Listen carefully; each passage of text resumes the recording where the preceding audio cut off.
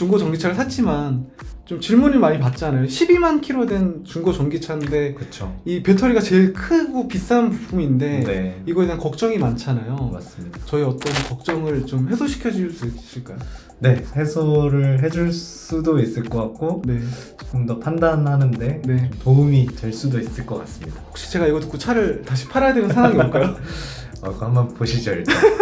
네, 알겠습니다. 오랜만에 뵙기 때문에 자기소개 한번 좀 먼저 부탁드릴게요.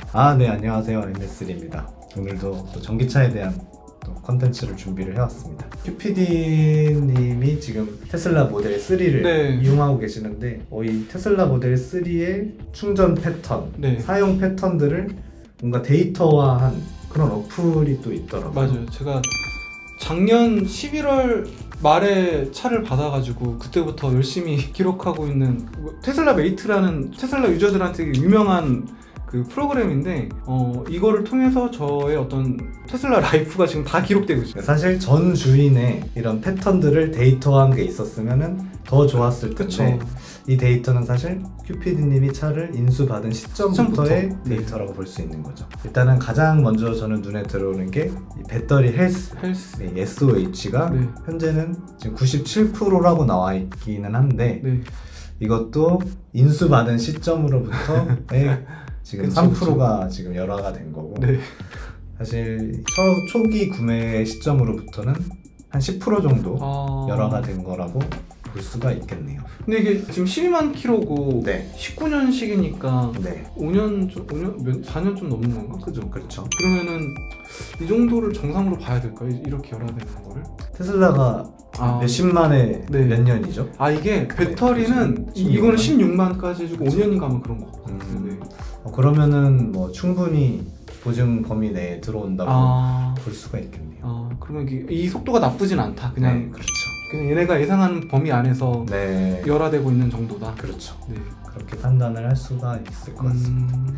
그게 좀 많이 타지 않았나요? 3개월밖에 안 됐는데 그러니까요. 8,000km 넘게 탔어요. 그죠? 근데 사실 아까 말씀드렸듯이 네. 어떤 주행거리, 네. 연식이 좀 얼마 안 됐더라도 네. 어떤 충전 패턴 또는 어떤 주행 패턴이 너무 가혹하면은 사실 배터리는 더 열화될 수 있는 거긴 한데 네. 지금 뭐 요 데이터만 봤을 때는 그 정도는 아닌 것 같다. 양호한 편인 것 같다 라고 볼 수 있을 것 같고 네. 사실 좀 특이한 거는 네. 저 SOH가 고객한테는 공개되는 데이터는 아닌 거잖아요. 네네네네. 그렇죠. 그렇다는 얘기는 테슬라가 이런 데이터들을 수집을 해서 뭔가 자체적인 알고리즘 혹은 모델링을 개발을 해서 SOH를 신뢰도를 높이기 위해서 뭔가 노력을 하고 있다라는 반증으로 보일 수도 있겠네요. 그렇죠. 고객한테는 공개하지 않지만 뭔가 내부적으로 SOH를 보고 있는 거를 지금 어플이 네, 그걸 캐치해서 보여준 거니까요. 네. 그러니까 뭔가 내부적으로 노력을 하고 있는 것 같다. 근데 약간 여부는 없는 거예요. 위아래로 딱 50 배터리가 들어가면 딱 50인 거예요? 배터리 잔량이요? 네, 예를 들면 맞습니다. SOC도 네. 추측입니다. 그래서 SOC도 분명히 편차는 존재하고요. SOC가 편차가 있는 상태다 보니 사실 SOH는 SOC를 또 기반으로 계산을 하는 거거든요. 네. 그러다 보니 편차가 더 커지는 거예요, SOH는.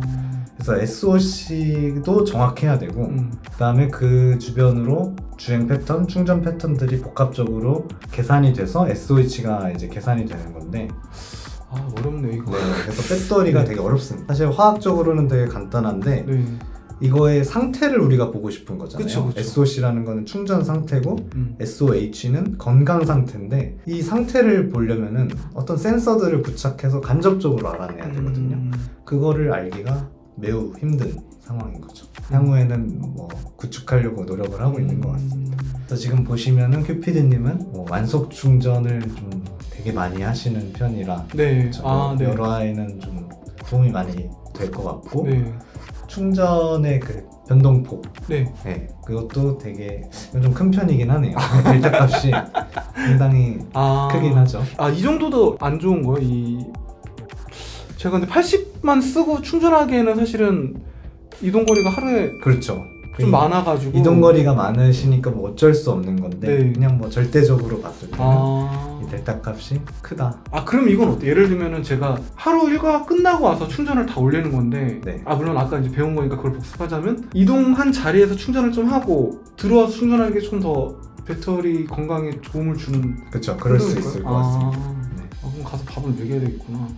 근데 뭐 그게 항상 뭐 여건이 되질 않다 보니 네, 그쵸. 너무 막 강박관념을 가질 필요는 없죠. 네. 재산이라고요. 그죠. SOH는 재산이 될 수 네, 있죠. 제 차는 재산이라고요. 저희 정말 개인정보 나온 어디서 얼만큼 충전했는지까지 이게 다 맞아요, 나온다는 게 조금 무섭긴 하네요. 그다음에 이 급속 충전도 사실 종류가 여러 개가 있거든요. 50kW짜리, 100kW짜리, 현대기아에서 사용하는 뭐 초급속 충전이 네. 350짜리도 있는데 급속 충전 중에서도 초급속 충전을 많이 사용하는 것이 배터리 열화에 되게 안 좋은 영향을 주겠죠. 충전을 뭐 어떤 충전을 많이 사용했는지까지 이런 데이터로 쭉 정리가 되네요. 그냥 내 차에 좀 맞는 걸 좀 꽂는 게 나은 거네요, 그죠? 그렇죠. 급속 충전은 정말 급할 때 쓰는 것이 좋고 평소에 일상생활에서는 아직 완속 충전을 쓰는 것이 좋다라고 볼 수 있고요. 그 다음에 이거는 온도에 따른 어떤 전비, 효율 네. 이런 것들을 좀 보여주네요. 온도의 범위가 막 엄청 크진 않지만 어쨌든 좀 15도 상온에 있을 때 좀 효율이 좋다. 사실 더 좋은 거는 충전할 때 온도까지 추가적으로 데이터가 있으면은 중고차 이런 걸 사고 팔 때 조금 더 도움이 될 수 있지 않을까 생각을 합니다. 그럼 파는 사람 입장에서는 내가 배터리를 이 최적의 온도에서 충전을 많이 했다라는 증거가 있으면은 신뢰를 줄 수 있다는 거죠. 그렇죠. 더 좋은 값을 주고 팔 수도 있겠죠. 그래서 사실 아직은 이런 체계가 잡혀 있진 않은데 앞으로 뭐 전기 중고차 시장에서는 물론 SOH를 가장 신뢰하면 좋지만은 SOH를 신뢰할 수 있게끔 수반되는 이런 온도 패턴이라든가 충전 패턴 이런 것들까지 함께 좀 고객들한테 공개를 하면은 더 신뢰를 줄 수 있지 않을까 생각을 합니다. 근데 더 내연기관보다 더 변수가 많은 건가? 그렇죠. 배터리라는 게 하나가 더 추가되면서 변수가 생긴 거죠. 사실 내연기관, 그러니까 파워트레인 같은 경우는 네. 연식과 주행거리로 사실 그걸 대표를 하거든요. 네.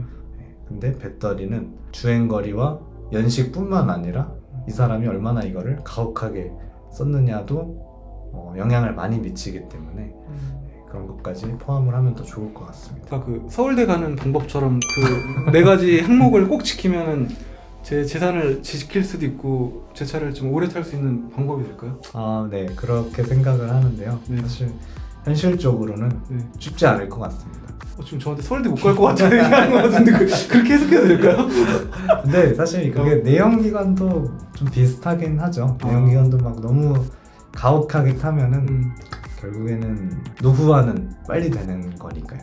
다만 이제 전기차에서는 배터리의 어떤 비중, 가격에 대한 비중, 중요도에 대한 비중이 크다 보니까 조금 더 신경 쓰면 좋지 않을까 네, 하는 말씀입니다.